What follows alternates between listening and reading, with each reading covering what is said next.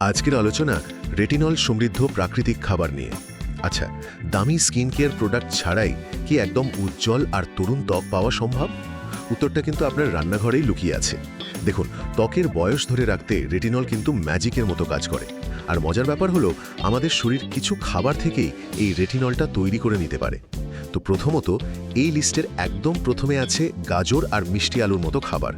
এগুলোতে beta carotene ভরপুর থাকে, যেটা আমাদের শরীর দারুণভাবে অ্যাক্টিভ রেটিনলে বদলে ফেলে।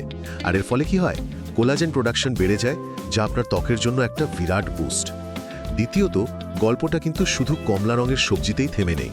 পালং শাকের মতো গাঢ় সবুজ শাক, এমনকি পাকা আমেও কিন্তু প্রচুর বিটা ক্যারোটিন পাওয়া যায়। তার মানে আপনার হাতে অপশন কিন্তু অনেক। আর সবশেষে সবচেয়ে জরুরি বিষয়টা হলো পরিমাণ, মানে ঠিক কতটা খেতে হবে। রিসার্চ বলছে প্রতিদিন মোটামুটি 128 গ্রাম, মানে ধরুন 1 কাপের মতো এই রঙিন সবজি বা ফল খেলেই চলে।